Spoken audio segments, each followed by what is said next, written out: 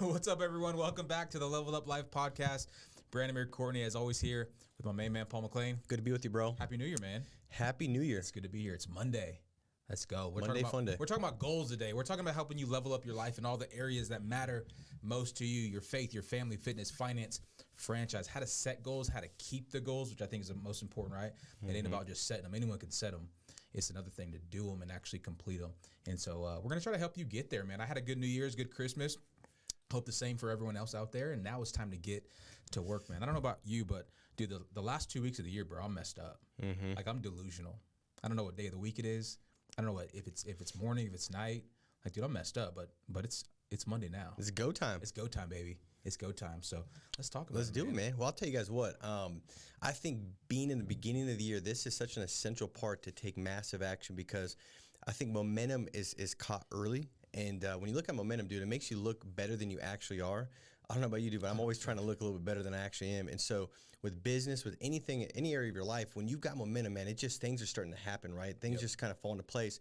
And when you don't have momentum, it makes you look a lot worse than you actually are. Yeah. So this is a time to grab it. And I think hopefully for you guys, the last couple of weeks, you spent some time planning and preparing and looking at, your last year and unpacking last year and starting to put together some things for this year.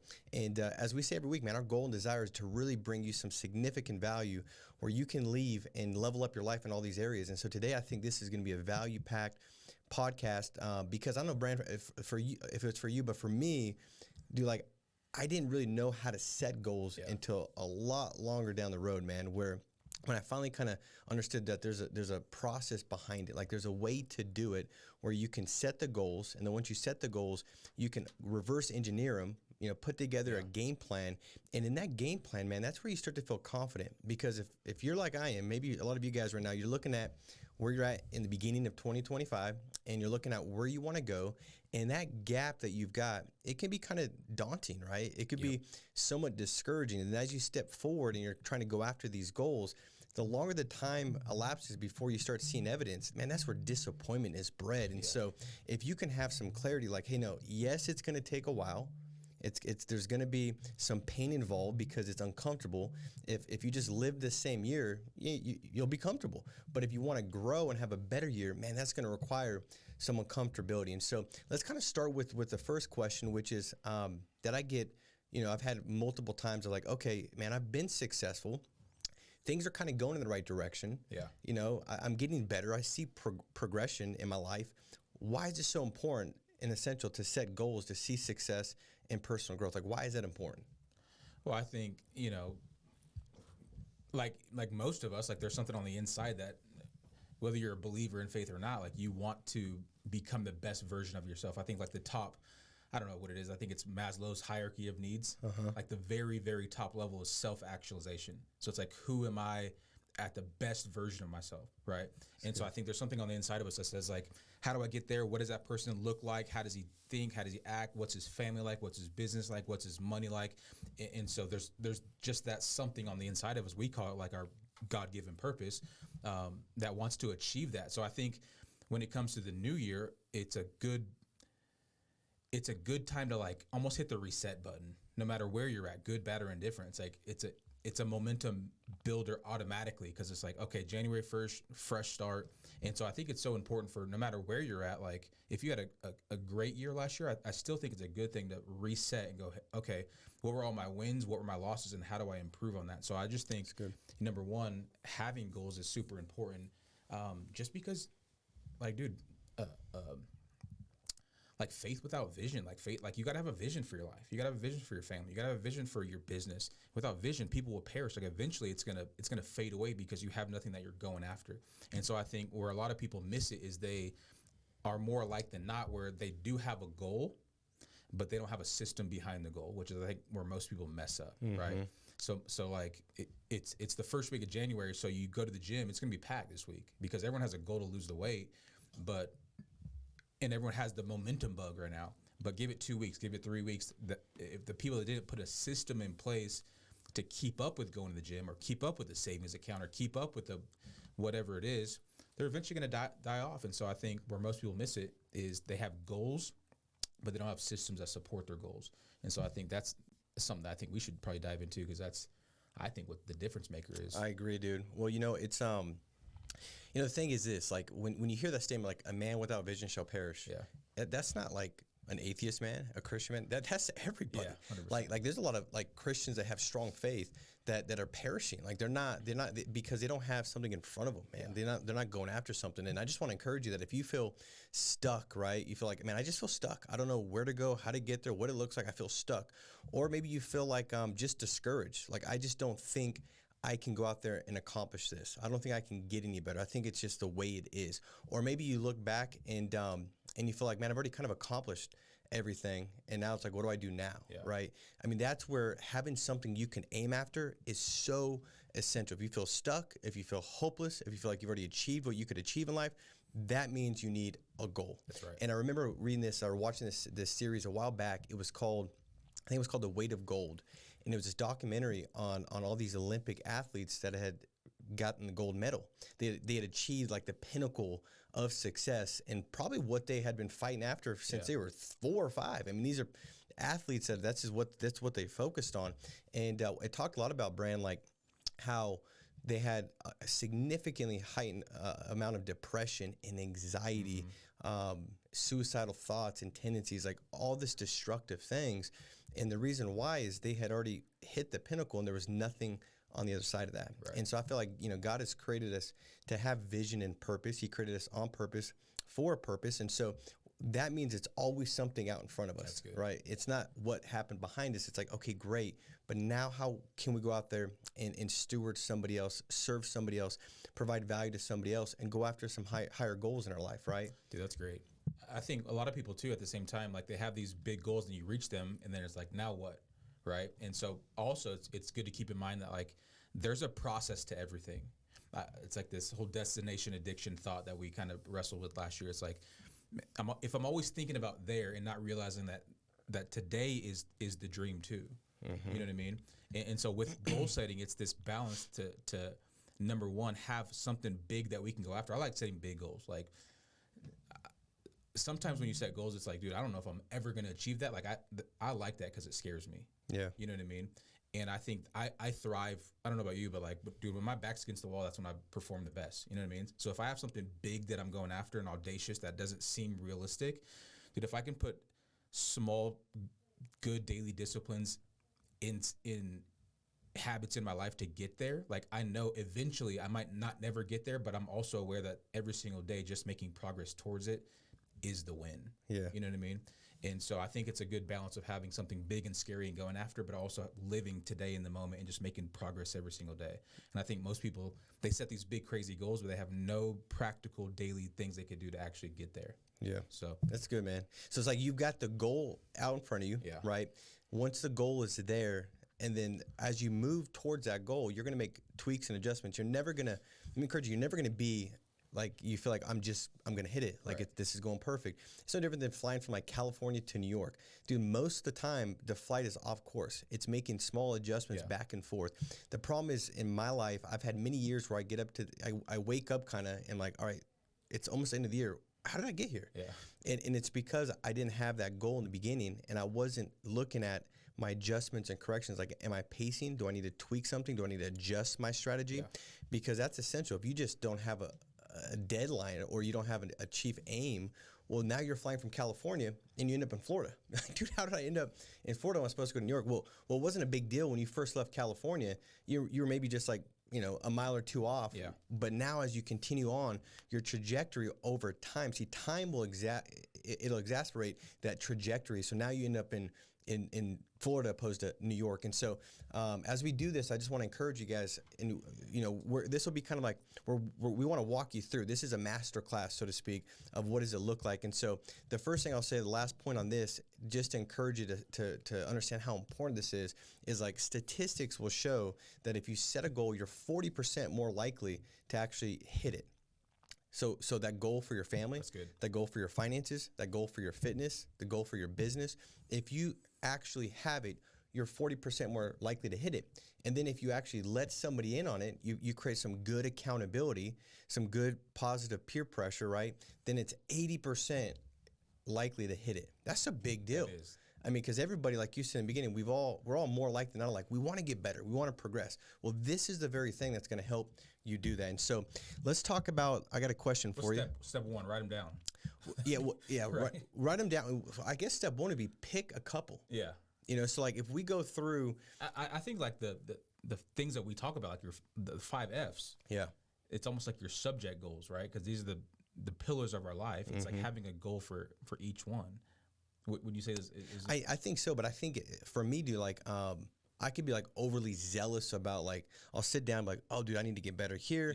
Here, my family's screwed up in like all these 8 different areas. We need to get more grateful. We need all these different things, and then I got 782 goals, and confused people do nothing, and overwhelmed people typically just stay stagnant. And so I would just encourage you these 5 F's, and we'll have a worksheet that we'll put below that you can click, that you can actually fill out. But in these 5 F's, just maybe 1 or 2. It's almost like a theme for the year. So like, if your business is thriving right now and you have a ton of momentum, it's like, okay, well, how's your fitness? How's your family life? So it's like almost having a theme goal and just making slight adjustments and tweaks to the areas that are already kind of on the up and up. But like, dude, I need to get better in my health. And so having like a big kind of goal for that, I think is what most people probably need the most. So it's like for me, I don't have a goal necessarily in my spiritual life. My goal is to strengthen my walk with the Lord, right? So, but I'm not going like, dude, I need to read the Bible 3 times this year. I need to preach 78 messages this year. And so it's not really that. It's just like continuing doing good daily discipline habits that like are strengthening my relationship with the Lord, loving God better, loving people better, right? So I'm not good in that area. I don't ever say that, but it's like in other areas, like a financial goal. It's like, well, dude, I need to save X amount of money, so that would be a higher priority goal to me this year. So it's like my theme is like a financial goal as opposed to a spiritual goal. Yeah, right. That's good, dude. So to not be overwhelmed with 90s, because I could have 100 goals in each category and hit none of them. Right. What you're saying? Yeah, 100%. So I think for everybody on here, let's simplify it. Yeah. So let's just look at your faith, family, fitness, franchise, finances. Let's look at those areas, and what are the 1 or 2 top goals that you think is going to move you closer to the life that you're looking to have, right? What are those top 2 things? And I love the concept that I can't remember what book I read it in. I think it's talked about quite a bit, but it's those SMART goals, right? Yep. It's got to be specific for one, and specific means like, so if you want to lose weight, that's not specific. Yeah. If I go into January 1st, like, man, I need to lose some weight. Okay, well, great. If it's not specific, you've now reduced your ability to actually have that come to pass. And so specifics, like I want to lose 20 pounds. Yeah. I want to lose 18 pounds. By this date. Yeah. I want to build a better relationship with God. Maybe for you, I want to read a chapter in the Bible every single day. I want to spend 10 minutes praying every single day, to build my faith up. I want to read the word and spend time in prayer, but be specific about it. I think that's important. And then it's got to be measurable, right? You got to be able to measure what it looks like. So if you say I'm going to lose 20 pounds, well, that's measurable. Like, okay, what does that look like? Well, maybe I got to lose a pound every week if I want to lose 20 pounds within 20 weeks, right? So it's got to be specific, measurable. It has to be achievable. Like I like big goals, but the reality is if you've got $1.22 in your bank account, and you're like, bro, this is the year I'm a millionaire. Like I'm 7 figures are going to be in my bank account. Like that ain't going to happen, dude. You got to pay taxes. You're really going to make too much. I mean, it ain't going to work. It ain't going to happen. And so achievable is probably a big thing. If you're, 47 years old and you spent the last 47 years and you've got up to $1.72 in your bank account, let's not go for $500,000 this year. But let's now, go if for you're listening big. And you do hit that, I want you to clip that and send it to Paul. Send it to me. Yeah. And I'll match it. Whatever you did, I'm in it because that'll be worth matching. We'll celebrate together. But it's probably not going to happen, right? Let's have some achievable, goals, and then they got to be relevant. Right, they've got to be relevant. It's got to be relevant to what you're actually going after. It can't be just some obscure pie in the sky kind of thing. And then it has to have a timeline.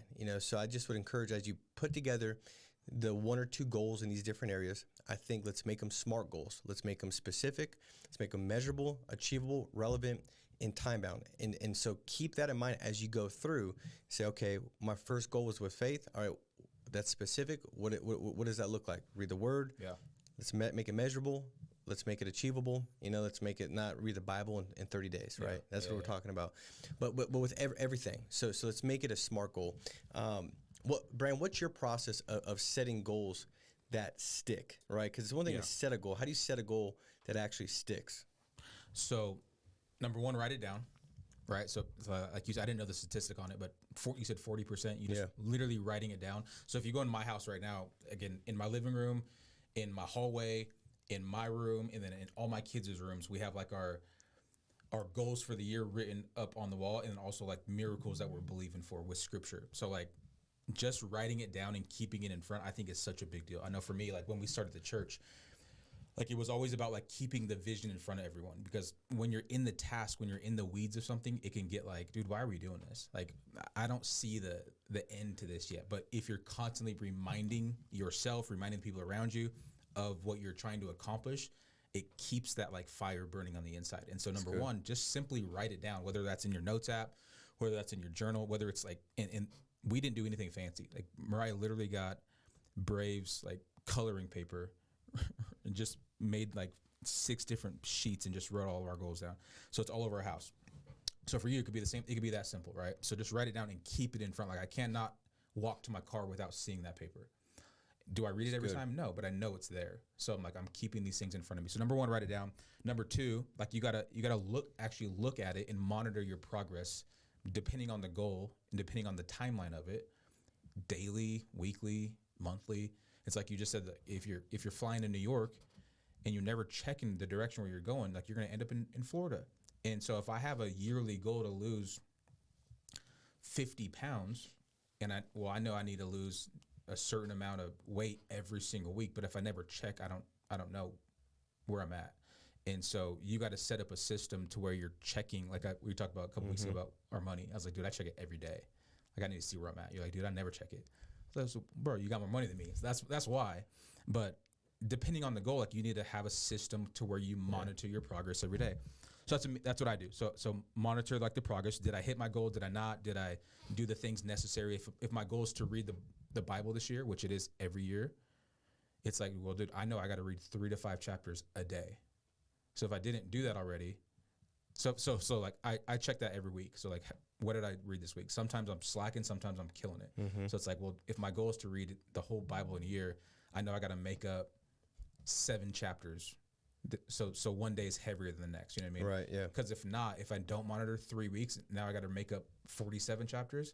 Dude, I'm done. That goal's over with. Like, forget that. I'm back to just like, I'll watch YouTube. You know what I mean? So you gotta set up a system in place.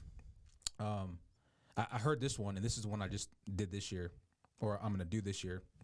It's called a whoop plan. You ever heard of that? No. It's I don't even know. I got it from a YouTuber. I don't even know who it was. I just was like looking up goals. And it's catchy though, dude. I like it. I feel like I want to do it. It's basically like it stands for wish, outcome, obstacle, and plan. So like, what's my wish? What's my goal? What's the best version? Like, what do I want to be? Right. So I want to be that person that loses 50 pounds. So that's my wish. The outcome of it is, well, I'm skinnier. I'm healthier. What's the obstacles that might get in the way? Well, I might want a snack. I might not want to go to the gym. I might, whatever, like XYZ. What's the, so you're basically you're listing all your objections that you might hit for this goal. And then what's my plan to overcome the objections before I even get them?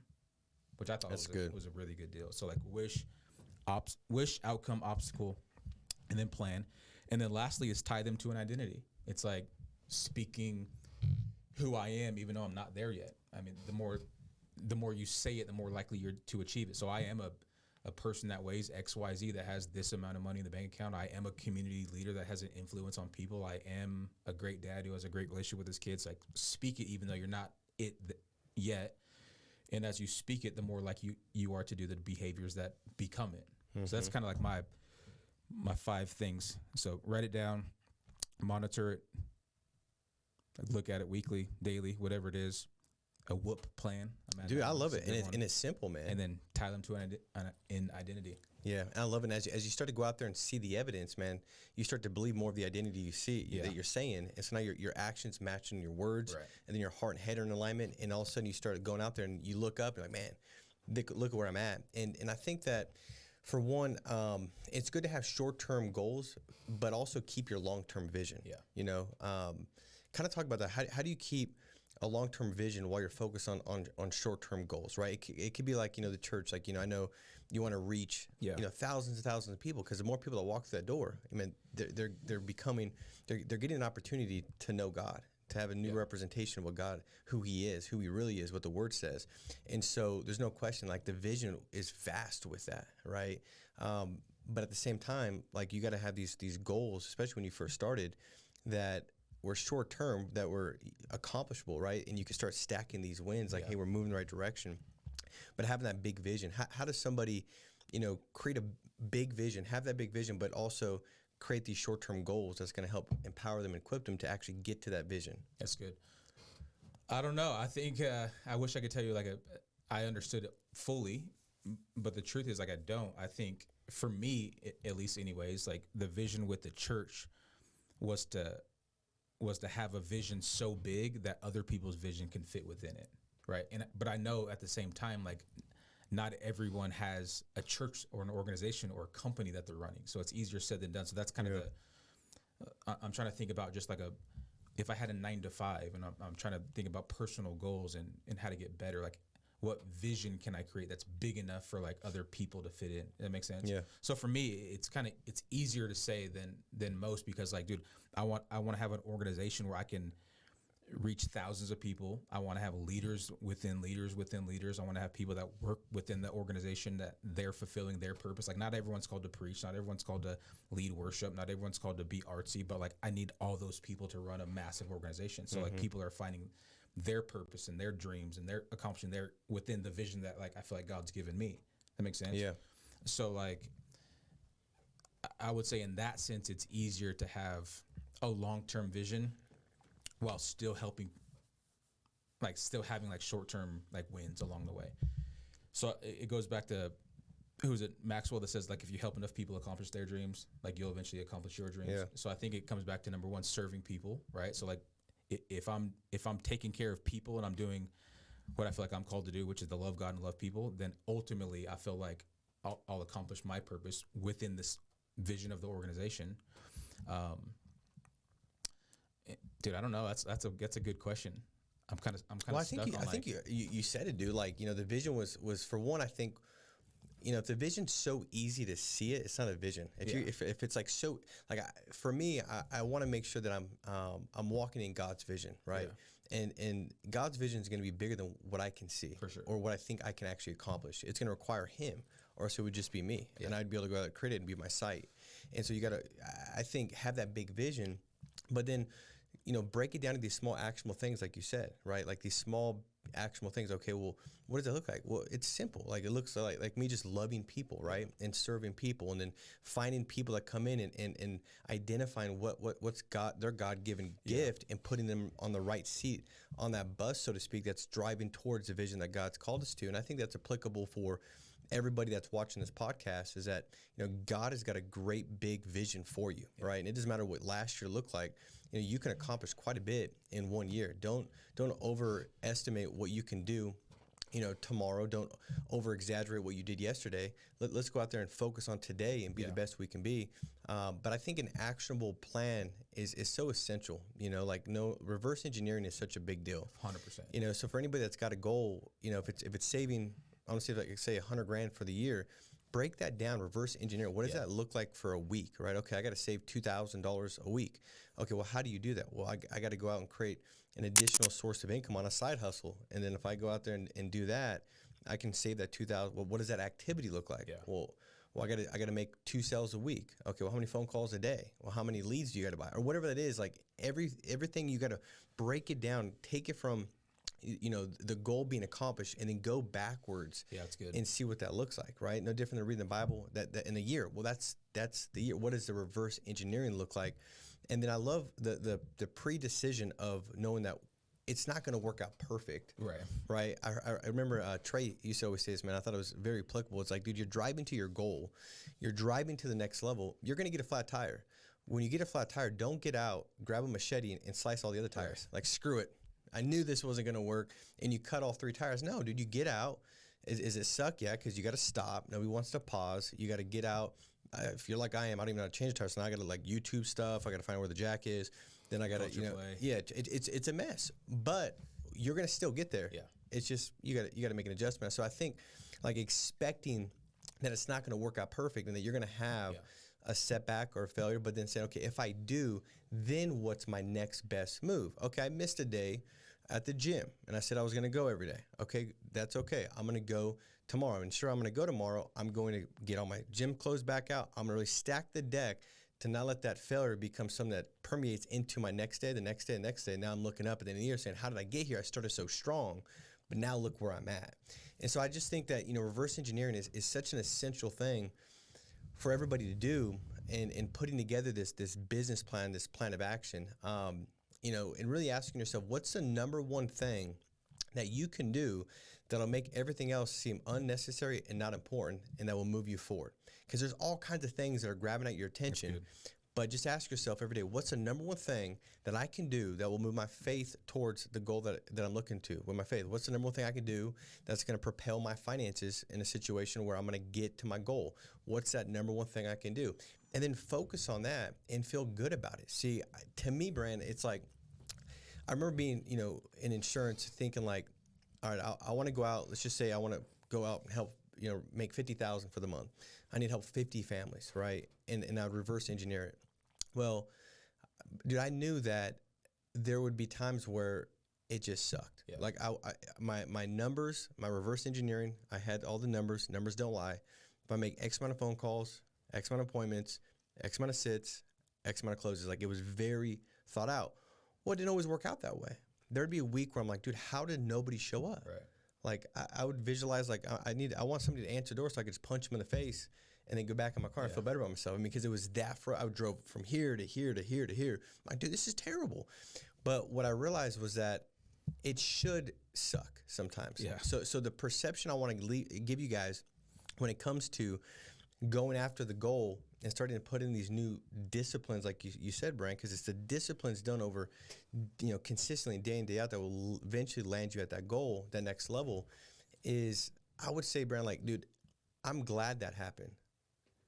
So instead of me getting so focused on the pain of the disappointment of it not working out the way I wanted it to work out, I would flip it and say, I'm glad that happened because that's why most people quit and why I'm going to succeed. So it was actually a vote or a testimony to my future success because I was like, dude, that sucked. That wasn't fun. I drove all these hours. In my mind, I'm starting to go the wrong direction. Like, dude, I just spent, $33 in gas. My car depreciated about, $422 because I drove, 55 miles. And I'm going all crazy. And then they didn't show up. I bought those leads and the next leads part. And I just went, no. I'm glad that happened. That's good because that's why most people fail. I'm going to go back to work tomorrow and do the same thing. And the way it works is it's going to work its way out. See, the way you mess up the process to get to your goal is if you start to change your attitude, the way you think and feel about a certain isolated, sequence of events. And now when you go into the next day, you start to do it at a lower level because now you mess up what the numbers should be. Dude, that's so good, bro. It's like when you deal with someone who has that mentality, you can't do anything to them because that person looks at everything as an opportunity and not a setback, right? It's like they look at it as a setup for what's yet to come. And I think that's why it's so important to, number one, like be personally developing yourself, like be reading the right books, be listening to the right podcasts, be hanging out with the right people, because that's what you get. It's like you go to conferences or you go to seminars or you listen to podcasts or you do all these self-development things.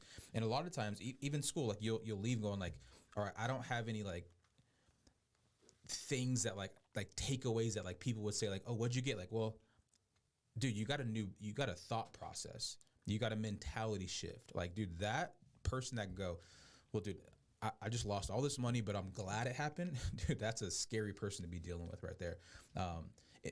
Tell me this, like how important it is, and maybe we'll wrap up with this. How important is it to like, you said you want to help 50 families, make $50,000 a month. How important is it to bring other people in on that goal? Like to have an accountability system when it comes to your goals? Because I know for me, or even for people listening, it's like we write down a lot of these goals and have big dreams, but if no one ever knows about them, it's almost like it didn't happen, right? Mm-hmm. So if I fail, then it doesn't really look bad. Like I don't really feel that bad because no one really knew that was a goal, right? so how important is it to actually accomplish your goal? Like, when it comes to bringing people in on that goal, like, is there a statistic on that you could think of, or is it like I'll come up with one just to kind of sound smart. 87% of statistics are made up? Yeah, but dude, You know for what I mean? one, Like great question. I think that the biggest reasons why people will fail, and the solution a lot of times to each one of those is accountability, is for one, fear of failure. The second one is procrastination, right? And the third one is distractions. I think those are the three things that pull people away. The fear of failure, like the fear of me, and really the fear of failure is kind of like an ego thing. You're actually forecasting a future version of yourself that's not yet happened, and how you're going to feel about yourself really if it doesn't work. Right? Yeah, it's like, how am I going to look to this person? I think it's an ego thing. Yeah. Like, if I don't have an ego, then I don't care if I fail. It's an opportunity to begin again more intelligently and get to my next level that much quicker and efficiently. But the distractions also will pull you off. I mean, nowadays we have so much distractions, and then procrastination. Like, I'm going to do it on Monday. Yeah. I'm going to do it on Wednesday. I'm going to do it on Monday. And so putting it off. And so I think that accountability, I mean, just think about it like this. If we started saying, hey, we're gonna lose some weight, our daily discipline is to go to the gym, right? And I just say I'm going to go to the gym. You just say you're going to go to the gym. Or we say, let's meet at the gym at 5 a.m. Yeah. The odds of us both going to the gym goes up significantly, because I know you're going to be there and I'm accountable. Yeah. And I really want to be consistent and have you believe that I'm consistent with who I believe I am, or the best version of who I think I should be. And so now you're going to probably show up to the gym. And I just think that accountability is essential to help hedge against those things. Because anything I've been accountable to, dude, I've been better at. Yeah. Anything I'm not accountable to, I typically self-sabotage, and I do the worst version of myself because there's no accountability to that. And that's why it's so important to find ways to have accountability. I mean, that's why the country, the government, all these things, there's sources and places of accountability. And so, I mean, I just think that accountability, if you don't have it, reach out. You could shoot us a message and just say, hey, this is what I'm committing to. Let's do it. And that's part of why we developed that app, the Leveled Up Life app. The Morning Discipline Journal is to help with the accountability. You've got now the ability to say, okay, these are the disciplines, right? You've got the 2 goals, or maybe the 1 goal of each category. All right, you've unpacked and said, okay, I've reverse engineered it. Now, this is the number 1 discipline I can do for that goal. This is the number 1 discipline. Okay, well, now you can put that into a task like discipline 1, discipline 2, create a challenge. It could be whatever you want to name it. You then share it with somebody else that's got similar disciplines that they want to go after, right? They accept it, and now every day you got to go in and click each box that you've done those disciplines. Yeah. And now it's got a leaderboard. Now, I don't know about you, but 30 days in or 20 days in, I don't want you to look at the leaderboard and I've done 5 days and you've done 20, right? And we're going after the same thing. So it's proper competition. It's, I guess, positive competition. And I think that's going to help each person grow and get after it. And the accountability too, man, as you're moving forward to the point of those days that go wrong, when somebody can say, like, dude, you're good, man, that's just the way it's supposed to be. Just that word, dude. Yeah. I can't tell you how many times I've had that conversation with you about things. In business, I've had conversation with different people where I'm like, dude, man, I just had this happen. This person just, rolled dead. This took place. This happened. And he's like, dude, what are you talking about? That happened to me all the time. I'm like, it did? Because in our mind, I feel like, the enemy works, the battles in your mind. He tries to get you to compare and contrast in the most unhealthy way to keep you from those disciplines that are going to propel you to your next level. And sometimes that's like, man, that only happens to you. You're the only one that after 2 weeks has not lost 1 pound going to the gym and eating good. And then all of a sudden you call your accountability partner. They're like, dude, that's just the way it works. Me and everyone else. Yeah.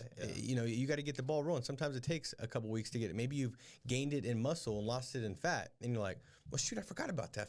Muscle does remember. And just that one word, dude, like it just keeps you moving. And it's easy to put people on a pedestal thinking like they don't deal with those things and it doesn't happen to them. So it's just a me thing. So now I'm more discouraged, more disappointed, and now I'm less likely to move forward. And then I just call you up and you're like, dude, I deal with that too. Right. I'm like, well, dude, I thought you didn't, man. You're super holy and that didn't happen. You're like, nah, man, I have the same thing. That's why I think so many people struggle with not meeting their goals is because we live such isolated lives, right? We paint these pictures online and it's like, yeah, everything's going great, but at home or at work or internally, dude, we're starving for connection. And I just think that accountability is one of those things that I know for me, we talked about this before, how important it is for me, but I just think it's important for everyone just to invite accountability. And I think when you're younger, there's built-in accountability, right? You got your parents, like you play sports, you got your teammates, you got your coaches, you got your teachers, like you got built-in accountability. But what happens is like you get freedom, right? You become an adult. And now you push away accountability because you think you got it all figured out. And then what happens is you're so far stuck in a hole of bad habits and bad disciplines and bad decisions. And then you have no one holding you accountable. And so you're just stuck living this life of mediocrity because you've never invited anyone to pull you back up. And so as an adult, I just think it's so important to invite.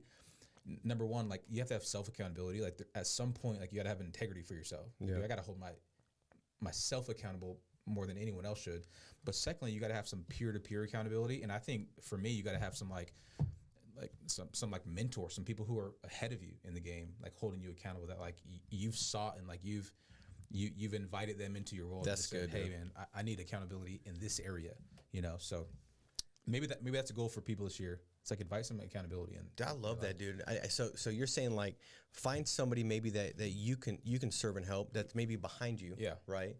Because I don't care, where you're at. Like the enemy will get you to think that what you've done and what you've experienced, you've got nothing to give, and that happens at every level. Yeah, I mean I've dealt with that many different times, and it's interesting. I go to conference and I'll have all these people. Dude, you've helped me here. This made a big difference. My business grew, and it doesn't take about a week later. I'm sitting there thinking like I got nothing to give, and that's a lie. The truth is you've got tons to give. You've experienced stuff. You've gone through things. God has given you a testimony. Look how far you've made it. So find somebody that you can sow into and you can get back to, and then take your step forward today, helping yourself get better, and then find somebody that can show you the way forward. Say, hey, I've been there. Let me show you where to step. And I think if you do that, man, you're in a state of just giving and receiving, and that's where fulfillment 100%. And satisfaction is going to be found.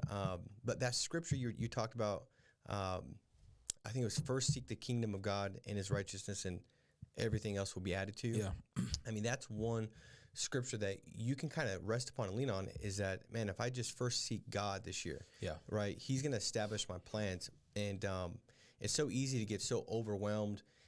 But if we could just, serve God and develop that relationship with him and spend time with him, 100%. Everything else will kind of just be added, Well, the truth is you don't want to be living a life that's outside of the will of God for your life anyways. Because I know, at least for me, when I've tried to do stuff on my own, just out of my own ambition or my own like wants, needs, and desires, like it's a struggle. It's hard, and it probably doesn't work out. So I heard a lot of pastors say like, if God didn't start it, but you did, like you got to sustain it, not him. And so that's why I'm always that's like, good. Dude, I think the older I'm getting, right, the slower I am to make like rational, like big decisions for my life, because I want to seek first the kingdom of God. Like, is this a God thing or is this a Branamier thing? It's good. Like, is this my own ambition because I want something, or is this like what I feel like God's calling me to do? But that again comes through like prayer, comes through like counsel, comes through like time, comes through spending like time in his word. And so I just think for many people, like seek first the kingdom of God, like seek, what does God want for my life? Does he want me to start this business, or do I want to start this business? Because if he don't want you to start the business and you do it anyways, like good luck, like you can do it, but it's like, it's going to lead to like some things that you probably are not even aware of. Like it's going to lead you to frustration or what, but it might work out, but it might not still be God's will for you. Like he could have a different plan and a different purpose for your life, right? Because that's not to say that everyone who's killing it financially is in God's will. Like I don't believe that to be true either. So I just think being intentionally aware of like, God, is this you? And if it is, like, let me gracefully walk into it like in the right time. Yeah, that's good, dude. I mean, because for me, I think for a long time, I thought like I wanted God to make me sufficient. Like he was going to give me the authority and power to go out there and do it. And that's the opposite. God wants your dependency. He wants your surrender, right? And it's such a freeing thing. It's like his yoke is easy, right? Like it's just, we give it to him, and then we serve the season that we've got with our whole heart. And that'd be one of the last things I'll say is, man, like for you might be kind of discontented with a lot of things that are taking place. in your life and where you're at. We all go through those seasons. I've had many of those seasons. I'm in a season like that with different areas of my life. It seems like continuously.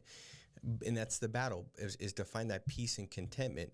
And if you could just serve the season you're in and not start thinking like, well, once this takes place, once this condition takes place, once this circumstance changes, once this opportunity presents itself, then I'll have it. I believe that, God wants you to serve whatever you're doing with your whole heart.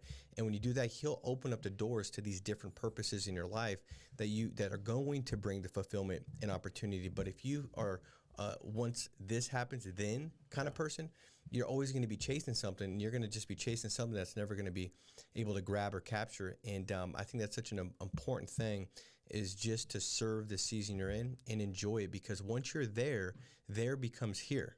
Yep. And then once you get there is now here. And so enjoy the process and the journey, man. Like, enjoy each daily discipline, stack the wins, feel good about it, right? You go to the gym for the first time and you have a lot, but you went to the gym. Like, celebrate the activity goal, not the result goal, because you can't control the outcome of results, but you can control what you do day in and day out, and the disciplines that you start to fixate on and focus on and implement and execute on. And so, guys, if you haven't downloaded it, download the Leveled Up Life. It's the morning discipline journal in the App Store. I promise you, there's a lot of things there that are cornerstone disciplines that will help you achieve the goals in every area. Meaning this, like, if you're like, all right, I want to hit this financial goal. I want to hit this, I want my family to be here. I want my fitness to be here, right? I want my faith to be here. Well, a lot of times the underlying discipline that's going to allow that to take place is gratitude, right? You can have the great roadmap, blueprint, reverse engineer it, but if you're not grateful, you've stacked the deck against yourself. If you're not affirming yourself, talking about that identity, right? Every time you take a step forward, you're going to be pulled by the false identity from the familiar past, and you're less likely to take it in such a way that's going to allow the evidence to show up. No different than the person that goes to the gym and the weight loss was getting ready to happen. They're getting ready to get on the scale in a week and 2 pounds will fall off. But because they're so discouraged by the prior 5 days, when they go to the gym, they don't lift with the same intensity. Yeah. They kind of drag in. They leave 5 minutes late. They got there 10 minutes, late, or 5 minutes early, left 10 minutes. And they self-sabotage the results that will come because they step differently. So I believe in this daily discipline journal. It's got the disciplines and foundational disciplines, I would say, that will help lead to all the other things that you're looking to accomplish, right? And then create that challenge. That accountability is in there. And we got a New Year's challenge. If you want to be part of it, go ahead and comment New Year's challenge, and we'll go ahead and drop the link so you can join us in this New Year's challenge. And it's really the disciplines we spoke about that we said, hey, these are the most important ones that'll make the greatest difference. Love it, bro. Amen to everything you just said. That was fire. Dude, download the app, get in it. I'm in it. Paul's in it. There's a bunch of other people that are already signed up. It will help you level up your life in all the areas that matter.